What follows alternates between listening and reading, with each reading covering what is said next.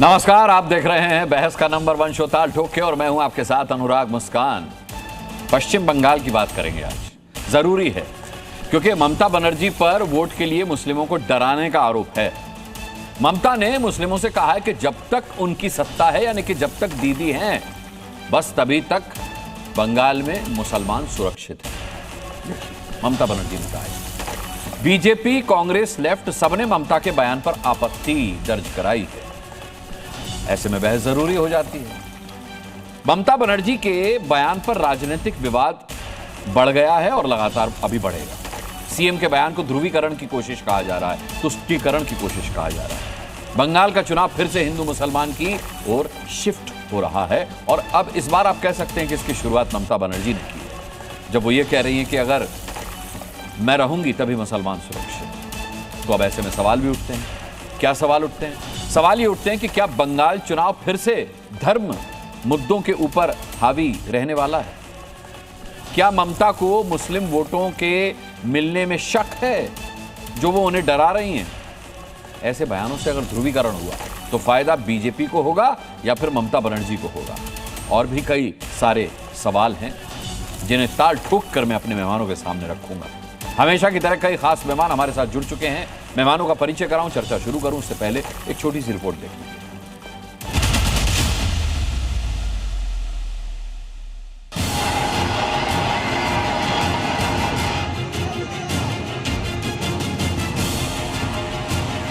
আমরা আছি বলে না আপনারা সবাই ভালো আছেন,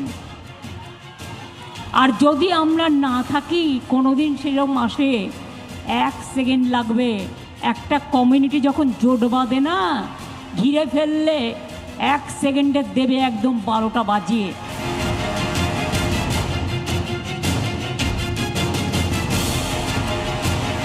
किसे डरा दिख रही है? आप किसे धमका रही है? आप बंगाली समाज को डरा रही है, आप बंगाली समाज को धमका रही है, जो 80% से ज्यादा है, जिन्होंने आपको मुख्यमंत्री बनाया 15 साल तक। आप उसी को धमका करके एक बार फिर से सत्ता में आना चाहती है।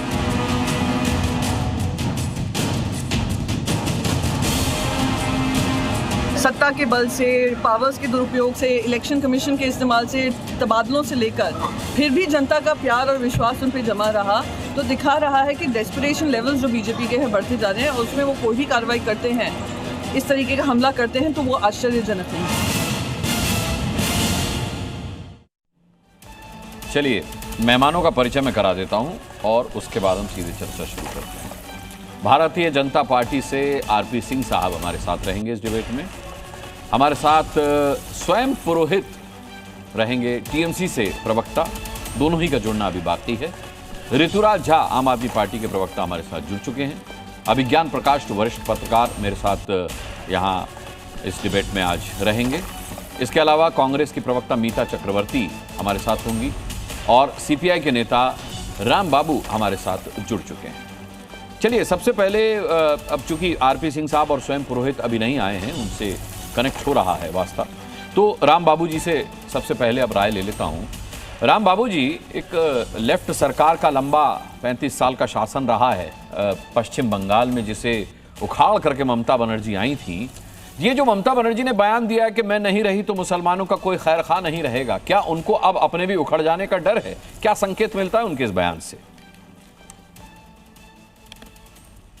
नहीं, देखिए, ये वोट की राजनीति है, तो इसमें एक तरफ से जहां हिंदुओं को ये बताया जाता है कि ये तुष्टीकरण वाले लोगों से हिंदुओं को खतरा है, तो दूसरी तरफ से ये आवाज़ भी आती है कि जिसको आप अल्पसंख्यक कहते हैं उनके ऊपर खतरा है, तो दूसरे लोग, ये वोट बैंक की राजनीति दोनों तरफ से चलती है, और इसमें ऐसे सवाल पैदा होते हैं। इनका बुनियादी निहितार्थ कुछ नहीं है। ये सब वोट को किसी तरह से उलझाने का, फंसाने का। राम बाबू जी, अब तक इस तरीके के बयान देने नहीं पड़ते थे ममता बनर्जी को मुस्लिम वोट बैंक के लिए। सुनिए ना, सुनिए, मुस्लिम वोट्स के लिए अब तक इस तरीके के बयान ममता बनर्जी ने दिए नहीं। अब तक उनकी सत्ता बिना ऐसे बयानों से चलती रही है मुस्लिम वोट से। अब क्यों जरूरत पड़ी उनको इस तरीके का बयान देने की? ये जरूरत इसलिए भी पड़ रही है कि इसमें चुनाव आयोग के तरफ से जिस ढंग से मतदान को हाईजैक करने की कोशिश हो रही है एसआईआर के नाम पर, उसका जो प्रभाव पड़ा है वो मुसलमानों में खास तौर से डर का माहौल वहाँ क्रिएट हुआ है, एक बाहरी के नाम पर, घुसपैठिए के नाम पर। तो उस डर को संभवतः रिमूव करने के लिहाज से और अपने अच्छा ऐसे हो जाएगा, डर रिमूव हो जाएगा। आपको पता है एसआईआर की, राम बाबू जी आपको एक जानकारी दे देता हूं, चाहे वो हरियाणा हो, चाहे वो महाराष्ट्र हो, चाहे वो बिहार हो, चाहे वो उत्तर प्रदेश हो, आपको एक जानकारी, आप खुद सर्वे कराइएगा इंटरनल अपना, आपको बता देता हूं कि जो एसआईआर की प्रक्रिया है ना, इसमें सबसे बढ़ चढ़कर सबसे पहले मुसलमान ही पार्टिसिपेट कर रहे हैं। आपको पता है ये बात? नहीं, मैं उसको इस रूप में नहीं देखता हूँ। भारत के नागरिक जो हैं वो सब इसमें पार्टिसिपेट कर रहे हैं, हमने बिहार में भी देखा है। और इसलिए जिनके पास, जिनके छंटने का खतरा ज्यादा होता है, वो वल्नरेबल तबका जो अपने को महसूस करता है, वो थोड़ा प्रोएक्टिव होकर के उस प्रक्रिया में शामिल होना चाहता है। इतनी भर बात है, इसको इस रूप में देखा जाना चाहिए। हमेशा अगर इसको हम कम्युनल चश्मे से देखेंगे, यही तो मैं आपसे कह रहा हूं कि जिन्हें अपने रिमूव होने का डर होता है, ये देश के लिए नुकसानदेह हो। देखिए, डर और शक का कोई इलाज नहीं होता है राम बाबू जी, कोई भी इलाज नहीं होता इस दुनिया, पूरी दुनिया में न डर का कोई इलाज है न शक का कोई इलाज है। लेकिन एसआईआर में अगर कोई त्रुटि है तो उसका इलाज है, फॉर्म 6 है और तमाम सारी चीजें हैं, बाकायदा एक परिधि है, समय सीमा है कि भाई आपका नाम कट गया। तो इससे डराया नहीं जा सकता कि एसआईआर की प्रक्रिया से चुनाव हाईजैक कोई कर रहा हो, ऐसा कोई प्रमाण अब तक मिला नहीं है। लेकिन फिर भी आरपी सिंह साहब, मैं आता हूं राम बाबू जी, मैं आता हूं आपके अब तो डराने का कोई सवाल ही पैदा नहीं होता है। हाँ। ये कोई कितना भी चिल्पो मचा ले, लेकिन ये प्रक्रिया तो चल पड़ी है। हाँ। और ये लागू हो रही है। हाँ। इसलिए अब चाहे तो ममता बनर्जी के इस बयान को आप क्या चिल्पो मानते हैं? ममता बनर्जी के इस बयान को आप चिल्पो कह रहे हैं? मतलब ये दोनों तरफ से चिल्पो है, उधर से भी बयान आ रहा है ना। हाँ। हिंदुओं के ऊपर खतरा है, हिंदू अस्मिता पर खतरा है। तो जाहिर है कि जब एक तरफ से सांप्रदायिक राम बाबू जी हिंदू अस्मिता पर नहीं राम बाबू जी, तबके में हिंदुओं में भी मैं आपको बताता हुआ आरपी सिंह साहब के पास चलूं कि हिंदू अस्मिता पर खतरा है, ये कहने का मौका भी ममता बनर्जी ने ही दिया है। हिंदू त्योहारों पर जिस तरीके से वो एक अपना रवैया जो एक तरफा रखती हैं और मुसलमानों के प्रति कुछ और, हिंदुओं के प्रति कुछ और, इसी के चलते शायद भारतीय जनता पार्टी को मौका मिला होगा ये कहने का कि अगर ममता बनर्जी फिर से सीएम बन गई तो फिर हिंदू अस्मिता पर खतरा है और सनातन पर खतरा है। आरपी सिंह साहब, मैं गलत तो नहीं कह रहा? बहरहाल उस आधार पे वोट नहीं होने जा रहा, लगातार एक हद तक वो प्रभावित कर। जी मैं आरपी सिंह, मैं आता हूं राम बाबू जी। हाँ जी नहीं बोलने दीजिए, इनको सीनियर नेता है राम बाबू जी, बहुत पुराने लोगों में से हैं, तो अपनी बात रख लें पूरी, कोई बात नहीं रख ली उन्होंने बात, अब आप बोलें। जी मूल बात समझिए, हमने हिंदू मुसलमान कभी नहीं किया, ये ममता बनर्जी है जो हिंदू मुसलमान करती है ये लगातार। वो बाबरी का मामला हो, वो चाहे किसी के जय श्री राम जयकारा लगाने का मामला हो, चाहे वो पहले दुर्गा पूजा की जो विसर्जन वो बाद में होगा और मुहर्रम का जुलूस पहले, ये सब पुरानी बातें, परंतु ये लोगों के मन में छप चुकी हैं, ये ऐसी चीजें जो निकलना मुश्किल है। परंतु इस चुनाव में भी उनका जो मामला है वो हिंदू मुसलमान के आधार पर ही अपना सारा कुछ चला रही है। वो एक तरफ से डुगडुगी जैसे बजाते हैं ना, तो डुगडुगी बजाकर हिंदुओं को डराने की कोशिश कर रही हैं और एक तरफ से फिर मुसलमानों को रिझाने की कोशिश कर रही हैं। सबको पता है कि उनके लिए वही उसी आधार पर सारा खेल है उनका। परंतु इस बार होने वाला नहीं है। इस बार एसआईआर की जो प्रक्रिया चली है उसमें जो बांग्लादेशी या जो घुसपैठिए हैं उनकी छटाई हो रही है और उनकी छटाई लगभग हो चुकी है।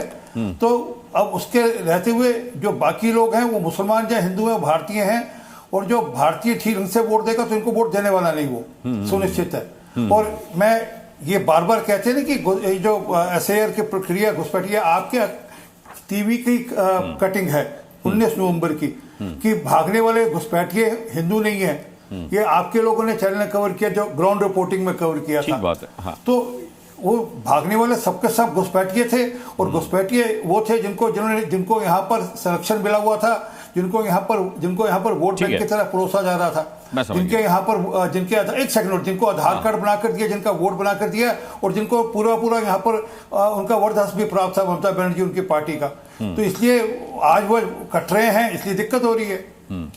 ठीक है, आरपी सिंह साहब मैं लौटूंगा। स्वयं पुरोहित टीएमसी के स्पोक्स पर्सन हमारे साथ जुड़ गए हैं।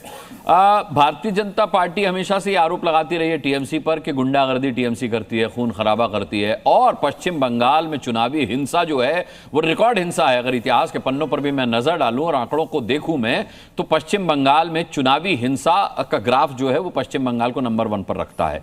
स्वयं पुरोहित जी, क्या माना जाए कि अब ये हिंसा भी काम नहीं देगी, अब एसआईआर की प्रक्रिया पर सवाल उठाना भी काम नहीं देगा, अब टीएमसी और ममता बनर्जी इतना डर गई हैं कि अब उन्हें यह कहना पड़ रहा है कि अगर मैं नहीं रही तो मुसलमानों का कोई खैर खा नहीं रहेगा यहां पर, यह नौबत आ गई है? नहीं, ये सब कहां पे कहा गया है कि मुसलमानों का खाना दिएगा? फिर क्या कहा, जरा अच्छा बता दीजिए। आप तो बहुत, मुझे नहीं पता आप कौन सी भाषण की बात कर रहे हैं और कौन सी लाइन की बात कर रहे हैं। आप थोड़ा चला देंगे पूरा भाषण तो मैं मेरे को बता दीजिए क्या कहा ममता बनर्जी ने। आप लोगों ने जो नहीं, आप लोग जो नैरेटिव सेट करना चाहते हैं ना, आप हम लोग नैरेटिव सेट कर सकते हैं क्या सर? मुझे बताइए। एक नैरेटिव सेट, आप मुझे बताइए, हमारे नैरेटिव सेट करने से हो जाएगा क्या? हमारे नैरेटिव सेट करने से हो जाएगा क्या? आप सुनिए ना, मीडिया का बहुत बड़ा स्पेशल रोल रहता है पूरे देश के अंदर में। एक इंस्टीट्यूशन है, 4 पहिए की कुर्सी होती है, उसपे एक मीडिया भी है। देखिए, धर्म अपना अपना उत्सव सबका, ये नारा देश के अंदर में देने वाली नेत्री का नाम है ममता बनर्जी, जो सारे धर्म सर्वधर्म संभाव की बात करती है। अगर पश्चिम बंगाल के अंदर में सभी धर्मों के लोग ममता बनर्जी को चुन करके चौथी बार मुख्यमंत्री बनाने जा रहे हैं, तो भारतीय जनता पार्टी और शुभेंदु अधिकारी स्वयं पुरोहित जी सर्वधर्म सद्भाव में, स्वयं पुरोहित जी सर्वधर्म सद्भाव में ताजिया तो निकल जाता है, रथ यात्रा रुक जाती है, ऐसा क्यों हो जाता है? कौन बोला आपको? कौन बोला रथ यात्रा रुक जाती है? ये आपको किसने कहा? जगन्नाथ धाम का मंदिर जब बनता है, सुने पर यकीन नहीं करते। भारतीय जनता पार्टी के नेता, सुन लीजिए ना, जगन्नाथ धाम का मंदिर जब बनता है, भारतीय जनता पार्टी के नेता उसे हरार कहते हैं, उसके प्रसाद को जब ममता बनर्जी बांटती है, तो इससे इनका दोहरा चरित्र, ये अपने आप को हिंदू धर्म के ठेकेदार बोलते हैं। हम किसी धर्म, हम जनता आपको चुनती है जनता की सेवा करने के लिए। आप काम करिए, अच्छी रोड, अच्छी सड़क, अच्छी एजुकेशन, अच्छा हेल्थ, ये काम है सरकार का। धर्म अपना अपना उत्सव सबका। पश्चिम बंगाल की नेत्री दुर्गा पूजा कमेटियों को 1,10,000 रुपए देती है, तब भारतीय जनता पार्टी वाले ऑब्जेक्शन करते हैं, जाते हैं दौड़ दौड़ के मीडिया कॉन्फ्रेंस करते हैं कि भैया आप क्यों दे रहे हैं पूजा कमेटियों को? 60,000 से शुरू किया, आज वो रुपए बढ़ के 1,10,000 है। तो पश्चिम बंगाल के अंदर में सभी लोग समृद्ध हो रहे हैं, सभी लोग खुशहाल हैं। गंगा के किनारे की बात होती है ना, गंगोत्री से गंगा सागर, तो गंगा जब पश्चिम बंगाल में जो बहती है और जो बिहार से बहकर आती है, बिहार में किसका राज्य है? डबल इंजन की सरकार है, आप देख लीजिए पिछले 20 सालों से किसका राज्य है? 14 साल, 2014 से तो मोदी जी है, 2014 से मोदी जी है। तो ये धार्मिक बातें ना करें। आप ये बताइए कि आपने पश्चिम बंगाल सरकार का जो 2 लाख करोड़ रुपया बकाया है वो क्यों नहीं दिया? बंगाल की अस्मिता के साथ जो आप लोगों ने खिलवाड़ किया, आप पश्चिम बंगाल के अंदर में आते हैं और ईश्वर चंद्र विद्यासागर की मूर्ति चोरते हैं। राजा राम मोहन राय को आपके मध्य प्रदेश के मंत्री बोलते हैं कि वो अंग्रेजों के एजेंट थे। तो ऐसी बात करके बंगाल को अगर आपको जीतना है तो पहले आपको बंगालियों को प्रेम करना होगा, बंगाल को आप चाहना होगा। मिठाई, एक यहाँ मिठाई मिलती है, रसगुल्ला, मिष्टी दोई, पूरे देश में दही मिलता है, यहाँ मिष्टी दोई मिलता है। तो आपको यह फर्क समझना है कि यहाँ दही में भी मिठास है। तो इस मिठास के साथ आप नफरत, आप हमारी मंत्री के घर में पत्थर बरसाएंगे, हर राज्य में कुछ ना कुछ, हर राज्य में कुछ ना कुछ फेमस मीठा मिलता है, लेकिन किससे हमले का डर है ममता बनर्जी को? मैं मिष्टी दोई समझ, नहीं, मैं मिष्टी दोई, मीठा तो मीठा ही है ना सर, चाहे मिठाई हो चाहे मिष्टी दोई हो। हाँ, पूरे विश्व में ये बंगाल की विशेषता है, ठीक है, दही भी मीठा खाते हैं, तो यहाँ मीठा बोलिए, यहाँ की बोली में मिठास है। नहीं, आरपी सिंह तो मीठा ही बोलते हैं, कड़वाहट है। आरपी सिंह तो मीठा ही बोलते हैं। आपने सुना है? अभी देखा नहीं आपने, आरपी सिंह साहब ने राम बाबू जी को बोलने के लिए कहा कि अच्छा राम बाबू जी को बोलने देता हूं, ये अपनी बात पूरी कर लें। आरपी सिंह साहब, एक तो स्वयं पुरोहित साहब के सवाल का जवाब दीजिए, और दूसरा मुझे ये बताइए कि मैंने कम ही देखा है कि भारतीय जनता पार्टी के प्रवक्ता किसी के लिए ऐसा ग्राउंड दे कि भाई इनको बोलने दीजिए, पहले अपनी बात पूरी करने दीजिए। कांग्रेस लेफ्ट मैदान में है, फायदा बीजेपी को होगा, इस वजह से थोड़ा सा सॉफ्ट कॉर्नर राम बाबू जी के लिए। नहीं, सॉफ्ट कॉर्नर नहीं, उनकी उम्र है, वो पुराने लोगों में से हैं। और मेरी आदत है और मेरे बारे में आप जानकारी भी रखते होंगे, मैं कभी भी बीच में टोकता नहीं। और दूसरा की डिबेट है, ये कोई पार्लियामेंट थोड़ा है जिनमें जहाँ पे विपक्ष सिर्फ चीखता चलाता है। आपकी डिबेट की तरह उनको पार्टिसिपेट करना चाहिए।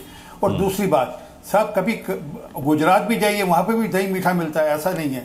ये सिर्फ आप में ही, आपके कभी पंजाब भी आई लस्सी पीने को मिलेगी मीठी बढ़िया एकदम, कढ़ाई के ग्लास में आपको बढ़िया लस्सी पिलाएंगे हम आपको।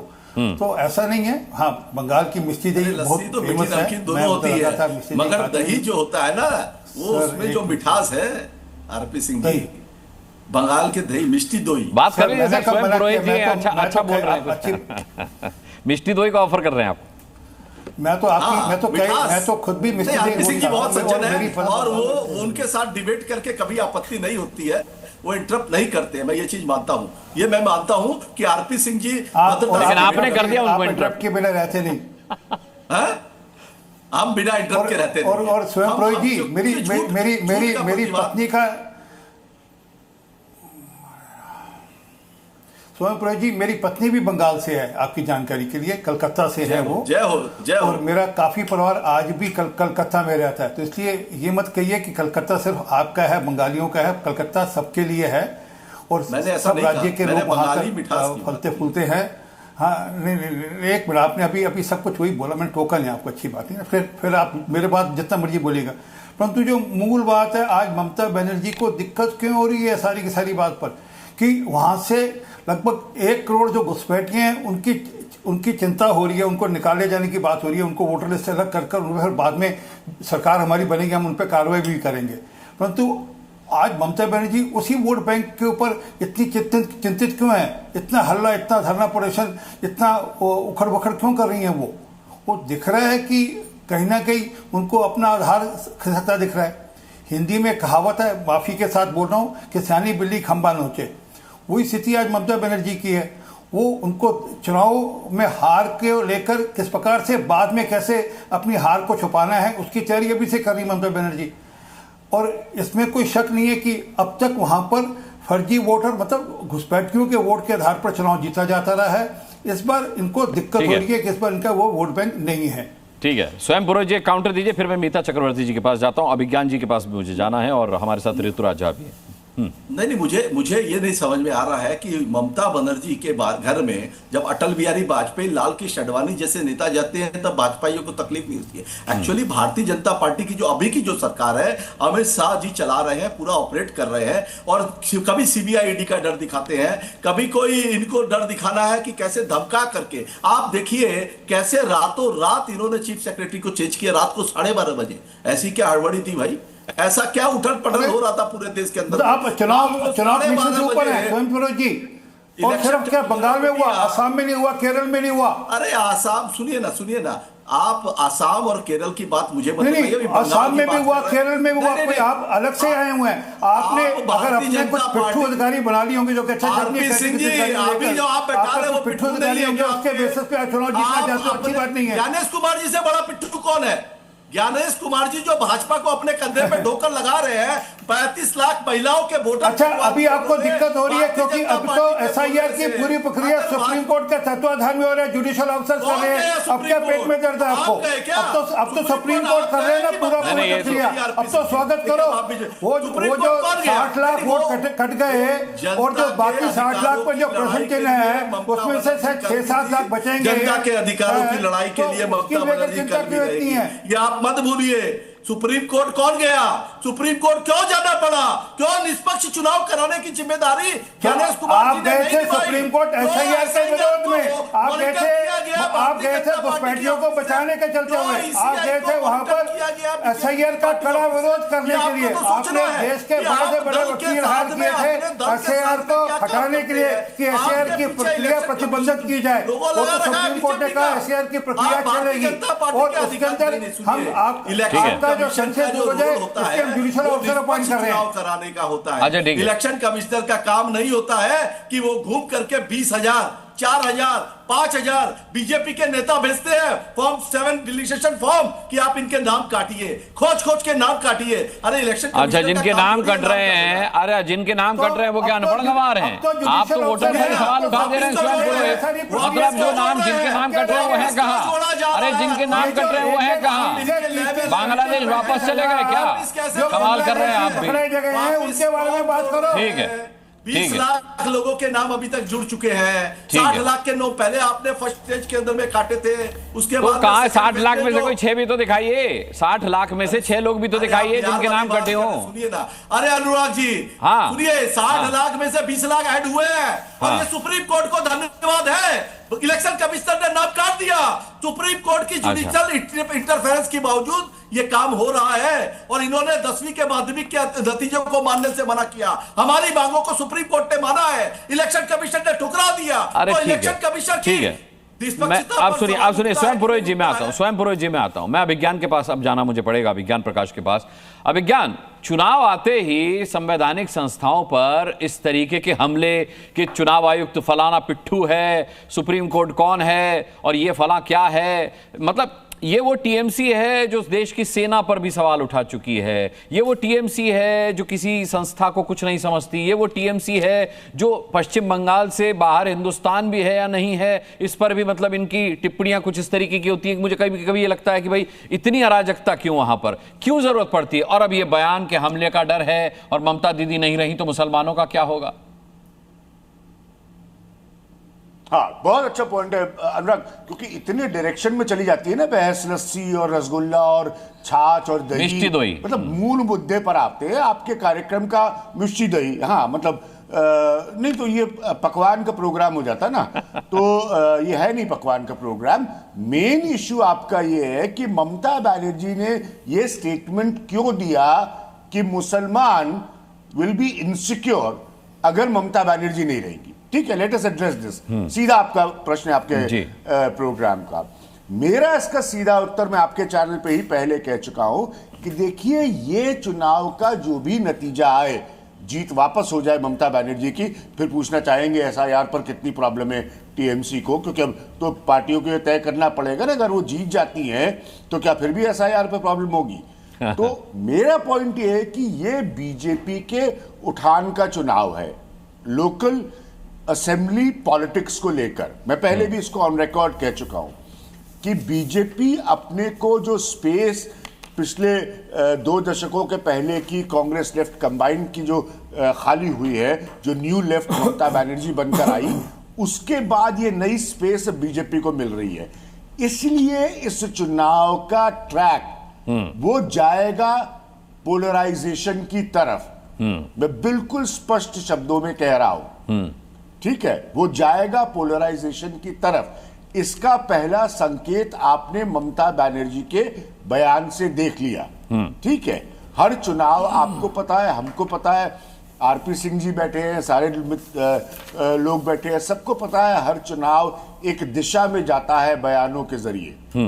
तो वो दिशा पश्चिम बंगाल चुनाव की मेरे हिसाब से वो ट्रैक पोलराइजेशन का होगा, क्योंकि ये बीजेपी की राइज का इलेक्शन है। रिजल्ट जैसे मैंने कहा चाहे जो भी आए, और उसको इसी तरह से काउंटर किया जाएगा जी। तो इसलिए आपका ये सवाल उठाना बहुत लाजमी है, और मेरी राय में ऐसे चुनाव चलते हुए आपको और बयान देखने को मिलेंगे।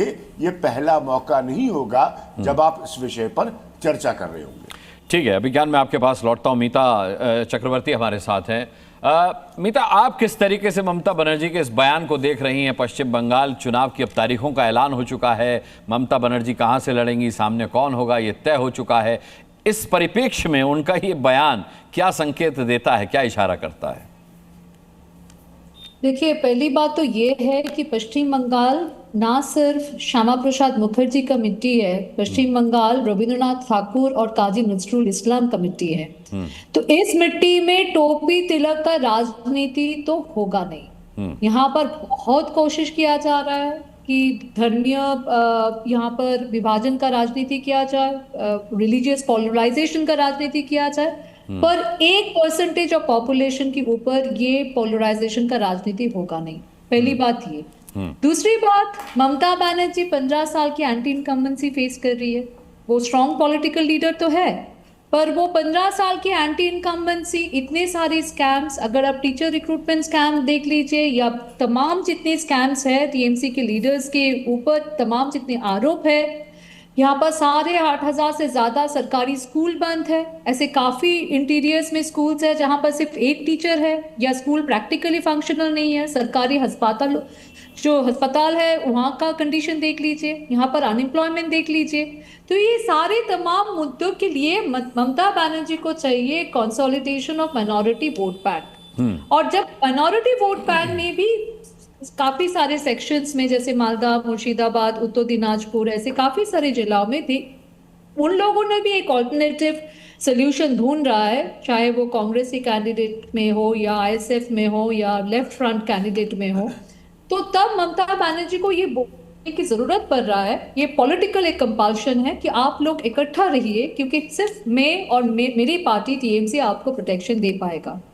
तो ये एक फियर साइकोसिस है। जैसे हिंदू पोलराइजेशन की कोशिश बीजेपी कर रहा है, वैसे एक रिवर्स पोलराइजेशन की कोशिश भी ममता बनर्जी कर रही है, क्योंकि बिना कुछ करे उसका जीरो हो जाता है 30% एडवांटेज लेके वो शुरू करती है। और उसके बाद उनके तमाम जो वेलफेयर स्कीम्स है, स्पेशली द वुमेन वोटर्स, ये वोटर्स जो ममता बनर्जी के वोट बैंक में ट्रेडिशनली रही है, तो उसको आसान हो जाता है वो नंबर्स पहुंचने के लिए। सिंपल एक पॉलिटिक्स ऑफ ऑप्टिक्स है, सिंपल एक मैसेजिंग है कि आप लोग इकट्ठा रहिए, नहीं तो रिजल्ट में फर्क हो सकता है। और ये 15 साल के एंटी इनकम्बेंसी फेस करती हुई चीफ मिनिस्टर का अंडर प्रेशर कमेंट है। इसी तरह मैं ये कमेंट को देखती हूँ। बहुत अच्छी बात है। ऋतुराज झा, आपकी राय इससे इत्तेफाक रखती है या कुछ जुदा राय है आपकी? क्योंकि आप हमेशा एक डिफरेंट एंगल देखने और बताने के लिए जाने जाते हैं, तो कुछ इसमें आपको अलग दिखाई दे रहा है या जो मीता देख रही हैं, अभिज्ञान देख रहे हैं, राम बाबू जी देख रहे हैं, वही आपको भी दिखाई दे रहा है? अनुराग, भारतीय जनता पार्टी पूरे देश में हिंदू मुसलमान और पोलराइजेशन की राजनीति करती है, ये वेल स्टैब्लिश जो है सो बात है। और भारतीय जनता पार्टी 5 राज्य में इस बार बुरी तरह से चुनाव हारने के लिए जा रही है, इस बात को आप लिख करके ले लीजिए। और आम आदमी पार्टी बंगाल में ममता बनर्जी जी के साथ में और टीएमसी के साथ में पूरा खुल करके समर्थन में खड़ी है। और बंगाल में टीएमसी जो है सो भारतीय जनता पार्टी को लगातार जो है सो चौथी बार हराने के लिए जा रही है। और रही बात कांग्रेस की, तो कांग्रेस जो है सो भाजपा की बी टीम बन करके हमेशा भाजपा को जीतने के लिए, मदद करने के लिए हर राज्य में जाती है। वैसा ही वो बंगाल में भी करने जा रही है, ताकि अपनी सहूलत की राजनीति है। पार्टी को कोई एमआईएम को बीजेपी की बी टीम बता देता है, कोई कांग्रेस को बी टीम बता देता है, कोई आम आदमी पार्टी को बीजेपी की बी टीम बता देता है, कोई लेफ्ट पार्टी को बी टीम बता देता है। लेकिन ऋतुराज झा, अच्छा मीता जी आता हूँ, नहीं ऋतुराज जी चलिए, यहाँ कोई एग्जिट पोल या ओपिनियन पोल नहीं चल रहा जो आपने 5 राज्यों में भारतीय जनता पार्टी को हरा दिया। ऋतुराज झा मुझे एक बात बताइए, नंगे मिलेंगे। अच्छा मैं स्वयं जाता हूँ, मुझे एक बात बताइए ऋतुराज जी, कि जब तक आम आदमी पार्टी की सरकार दिल्ली में रही, क्या मुसलमानों को कोई खतरा था बीजेपी से? या मतलब जहां बीजेपी की सरकार है, क्या वहां मुसलमान असुरक्षित हैं? उत्तर प्रदेश की बात कर लीजिए, उत्तराखंड की बात कर लीजिए, किसी भी राज्य की बात कर लीजिए, मध्य प्रदेश की, राजस्थान की, कहीं मुसलमान असुरक्षित हैं? तो फिर पश्चिम बंगाल में अगर बीजेपी की सरकार आ गई तो मुसलमान असुरक्षित कैसे हो जाएंगे? आम आदमी पार्टी काम की राजनीति करती है और भारतीय जनता पार्टी पोलराइजेशन की राजनीति करती है। इसीलिए आम आदमी पार्टी जब तक दिल्ली में रही और जब तक आज भी दिल्ली में काम की राजनीति कर रही है। आज हम पंजाब में हैं तो काम की राजनीति कर रहे हैं। आज बंगाल में ममता बनर्जी अपने काम के नाम पर वोट मांग रही है। पोलराइजेशन अगर कोई करता है देश में तो भारतीय जनता पार्टी करती है। इसीलिए सभी ऐसे दल जो काम की राजनीति करते हैं, उनका फर्ज बनता है कि हिंदू मुसलमान करने वाले, नफरत फैलाने वाले भारतीय जनता पार्टी को इकट्ठे होकर हराए, ना कि कांग्रेस की तरह जो है सो भाजपा का पिट्टू बन करके उसको। अच्छा, भारतीय जनता पार्टी हिंदू मुसलमान कर रही है, ममता बनर्जी क्या कर रही हैं? ममता बनर्जी क्या कर रही हैं? मुझे आप एक बात बताइए ना, एक राज्य बता दीजिए। भाजपा की सरकारें तो बहुत सारे राज्य में। अरे मैंने मान लिया भाई, काम की बात। अरे ऋतुराज जी मैंने मान लिया। अरे सुनिए, अरे मैंने आपकी बात मान ली कि भारतीय जनता पार्टी हिंदू मुसलमान कर रही है। अब मुझे बताइए ममता बनर्जी क्या कर रही है? तो भाजपा घुसपैठिया कौन कर रहा है? अरे मैं कह रहा हूं ममता बनर्जी क्या कर रही है? अब भारतीय जनता पार्टी, आप भारतीय जनता पार्टी को नहीं छोड़ रहे, मैं कह रहा हूं ममता बनर्जी क्या कर रही हैं? ममता बनर्जी केवल भाजपा को जवाब दे रहे हैं। अच्छा। और वो भी कड़े शब्दों में जवाब दे रहे हैं। हाँ। और उनसे लड़ रहे हैं। ठीक और है। सबको ये सुनिश्चित कर रहे हैं कि आप सब लोग सेफ हो। अगर आप माइनॉरिटी हो तो आपको घबराने की जरूरत नहीं है। अगर ममता है तो सब सेफ हैं। वो यही कह रही हैं। अच्छा, आरपी सिंह साहब। सब कहा बोला उन्होंने? नहीं, मैं आपको, मुझे तो सुनाई नहीं दिया। सब सुनाई दिया आपको क्या? उन्होंने कहा सब सेफ हो, बोला क्या? उन्होंने बोला मुसलमानों तुम हमारे राज में सेफ हो। हाँ। और अभी बड़े प्यार से मेरे मित्र आम आदमी पार्टी वाले गाना गा रहे थे पंजाब का, वहां पर लगातार रोज का रोज रैंसम कॉल होती है। कितनी हत्याएं रोज होती है जानकारी है? कितने सैंड माफिया के द्वारा पैसे कमाए जा रही है जानकारी है? कितना भ्रष्टाचार वहां पर है ये जानकारी है कि नहीं आपको पता है? आपके पंचायत तो आपके सरपंच मारे, आपके सरपंच मारे जा रहे हैं रोज के रोज, ये जानकारी है? आपके 4 सरपंच मार दिए गए, आपके खुद के आम आदमी पार्टी के नेता डर के मारे पंजाब छोड़कर बाकी राज्यों में, ये जानकारी है या नहीं आपको? आप बीजेपी पर हमले कर रहे थे, आरपी सिंह चुपचाप बैठ के सुन रहे थे। अब जब वो कह रहे हैं तो जरा चुपचाप सुन लीजिए ना। इतनी बौखलाहट किस बात की? इतनी बौखलाहट किस बात की? नहीं ऋतुराज जी, इतनी बौखलाहट किस बात की? आप जब हमला कर रहे थे तो वो चुपचाप सुन रहे थे ना। आप जरा जवाब दे लेने दीजिए, फिर ये हमला करेंगे तो मैं आपसे काउंटर ले लूंगा। क्या दिक्कत क्या है आरपी सिंह साहब? नहीं, भाजपा के लोग लॉ एंड ऑर्डर पे बात करेंगे। आप मुझे बताइए, एक राज्य बताइए दिल्ली, इनके नाक के नीचे रोज मर्डर हो रहा है। ड्रग्स माफिया क्या कर रहे हैं? सरेआम चाकू और छुराबाजी हो रहा है, नाक के नीचे हो रहा है, और इनको शर्म नहीं आती है लॉ एंड ऑर्डर पे बात करते हुए? रोज मर्डर हो रहा है। सरकार इनकी जहां है वहां इनका लॉ एंड ऑर्डर है। ये बात नहीं करेंगे तो कौन करेगा लॉ एंड ऑर्डर पे बात? लॉ एंड ऑर्डर पे बात आम आदमी पार्टी करेगी क्या? भाई अगर पंजाब की सरकार है, पंजाब के लॉ एंड ऑर्डर पे कौन बात करेगा? आम आदमी पार्टी की सरकार ही बात करेगी ना पंजाब के लॉ एंड ऑर्डर के अंदर, जेल के अंदर ड्रोन के माध्यम से नशा पहुंचाया जाता है। ये लॉ एंड ऑर्डर की बात कर रहे हैं। कपूरथला की जेल के अंदर नशा पहुंचाया जाता है ड्रोन के थ्रू। घुसपैठिया आ रहा है, उसके बाद ये लॉ एंड ऑर्डर की बात करेंगे। इनसे पूछिए, इनका परसों सरपंच मारा गया नहीं मारा गया? उससे पिछले हफ्ते एक सरपंच मारा नहीं गया? पिछले महीने एक सरपंच मारा गया नहीं गया? उससे पिछले महीने इनका सरपंच मारा गया। आम आदमी पार्टी के नेता छोड़कर भाग गए पंजाब आज। जहां जानकारी है, इनके खुद के नेता है मनविंदर कंग, वो कहते हैं कि मेरे राज्य के अंदर सैंड माफिया है, मेरे नेता सैंड माफिया के साथ मिले हुए हैं। इनके नेता कहते हैं खुद का खुद। राजनीति करते हो? अरे शर्मानी चाहिए आप लोगों को। हजारों करोड़ रुपए का घोटाला। अब यहाँ पंजाब और दिल्ली को लेकर डिबेट नहीं हो रही है, पश्चिम बंगाल को लेकर के डिबेट हो रही है। स्वयं पुरोहित का रुख करता हूँ। ठीक है, पश्चिम बंगाल पर डिबेट हो रही है और स्वयं पुरोहित सबसे कम बोले। 12 साल से सरकार है आपकी, क्या भजिया तल रहे हैं आप लोग? ठीक है, क्यों नहीं रोकते हो बांग्लादेशियों को? क्यों नहीं रोकते हो घुसपैठिया को? जहां चुनाव वहां घुसपैठिया। तो एसआईआर की प्रक्रिया का विरोध तो बंद कीजिए। एसआईआर की प्रक्रिया का विरोध भी करेंगे और कहेंगे घुसपैठियों को बांग्लादेश भेज दो। ऐसा दोनों काम कैसे हो जाएंगे? एसआईआर की प्रक्रिया इसीलिए तो हो रही है ऋतुराज। बड़े समझदार होते हैं, हाँ, बहुत इंटेलिजेंट होते हैं ना। तो वो तो बिहारी भी होते, बिहारी नहीं होते क्या? मराठी नहीं होते क्या? नहीं देंगे। और कांग्रेस को उन्होंने हाशिए पे बैठा रखा है। बंगाल के पार्टी थे भाई, और इसलिए ठीक है, हम बिहार तो स्वयं पुरोहित का रुख करता हूं। यही सब कहते थे। बिहार के लोगों ने आपको ठीक जवाब दे दिया, उड़ीसा के लोगों ने ठीक जवाब दे दिया आपको। और वहां दोनों राज्यों के अंदर बंगाली हैं, ऐसा नहीं है। त्रिपुरा के अंदर भी ठीक जवाब मिलता है आपको, वहां पर भी बंगाली हैं।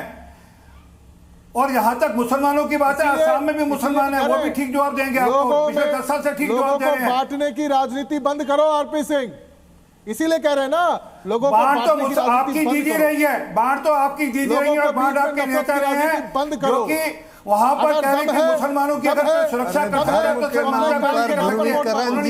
सब लोगों की वो गलत है। अगर दम है, ये देखिए राम बाबू जी बोले धर्म के नाम पर ध्रुवीकरण गलत है। काम के नाम पर, अब धर्म के नाम पर ध्रुवीकरण गलत है की बात करो। ठीक है, कुछ काम करो। ठीक है, तो ममता बनर्जी को सिखाओ ये सारी जाकर बातें। ये बातें अपनी दीदी को समझाओ, ममता बनर्जी को समझाओ कि वो काम के नाम पर वोट मांगे। आरजी कार की याद मत जलाएं वहां पर। स्वयं पुरोहित जी, स्वयं पुरोहित जी, अच्छा ठीक है, दोनों चुप हो जाइए।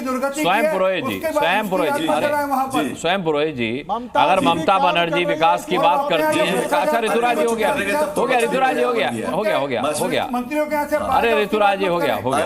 ममता बनर्जी के साथ खड़े होने का इससे ज्यादा प्रिविलेज मैं आपको नहीं दे सकता। आप बहुत देर बोल लिए। ठीक है, स्वयं पुरोहित, अरे साथ जो खड़े हैं वो इतना बोल रहे हैं और जिसकी पार्टी चुनाव लड़ रही है, जिसका मुख्यमंत्री है वो बेचारा। देखिए आप स्वयं पुरोहित, मतलब स्वयं पुरोहित जी, आपको कम मौका दे पाया मैं, अब आपको मौका दे रहा हूं। स्वयं पुरोहित जी बताइए, ममता बनर्जी ने जब इतना काम किया है, कोई बात नहीं, जब आप कांग्रेस के साथ खड़े थे तब भी एक ही बात थी, अब आप कांग्रेस के साथ नहीं, ठीक है। स्वयं पुरोहित जी, जब ममता बनर्जी ने इतना काम किया है तो फिर इस तरीके की बात कि मुझ पर हमला हो सकता है, हमले की आशंका, अरे कानून व्यवस्था आपकी है, आप अपने ही कानून व्यवस्था पर सवाल उठा रही हैं ये कह करके कि मुझ पर हमला हो सकता है। कहां है आपकी पुलिस, कहां है आपका कानून अगर आप पर ही हमला हो गया? अनुराग मुस्कान जी, आप मुझे बताइए कि पश्चिम बंगाल के अंदर में 2 दिनों पहले 14 तारीख को देश के प्रधानमंत्री आते हैं। देश के प्रधानमंत्री ब्रिगेड परेड में एक मीटिंग करते हैं। उस मीटिंग में खड़े होकर के एक बयान देते हैं कि चुन चुन करके बदला हिसाब लिया जाएगा। कोलकाता में भाजपा के प्रचारक के रूप में आते हैं और प्रधानमंत्री कहते हैं चुन चुन के बदला लिया जाएगा। अरे बदला लेना था ऑपरेशन सिंदूर में पाकिस्तान के हिस्से को ज्योग्राफी बदलनी थी, आपको मौका मिला था, आप ज्योग्राफी बदलने के लिए देश की डेमोग्राफी की चिंता कर रहे हैं। डेमोग्राफी चुप रहिए, बीच में मत बोलिए, सच्चाई बोल रहा हूं तो आप बदल दिया था। जो आतंकियों के तुम्हारे रिश्तेदार थे जो वहां पर बैठे हुए थे, इस देश में रहने रिश्तेदार थे वहां उनके मुंह बदल ऐसे अगर आपको डिबेट आरपी सिंह साहब स्वयं पुरोहित को बोलने दीजिए। आपने बहुत देर बोला है, बीच में बोलना है तो बोलते रहिए, आप बोलते रहिए। आप लोगों को सत्ता जाने वाली है, आप लोगों की केंद्र से जाने वाली है। दीदी ने यही कहा है कि पश्चिम बंगाल में एक गैंगस्टर के जैसे का भाषण दिया जाता है, एक गैंगस्टर की तरह का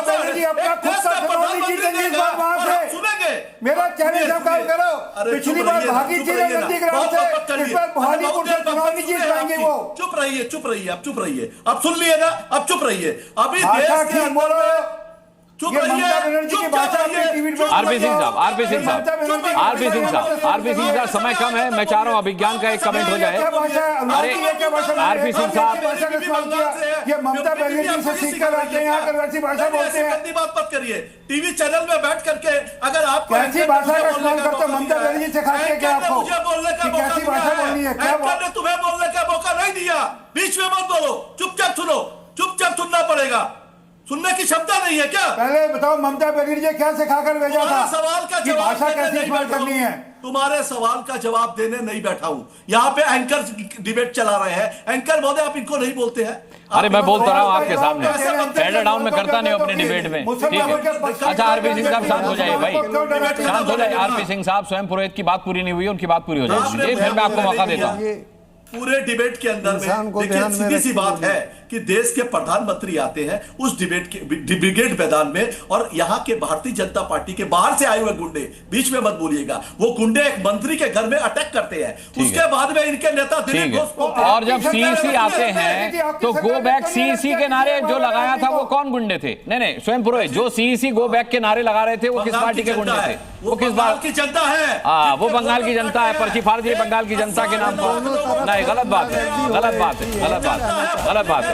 मैं अभिज्ञान का एक कमेंट लास्ट में लेना चाह रहा था, लेकिन माफी चाहूंगा, इस झगड़े झंझट की वजह से समय खत्म हुआ।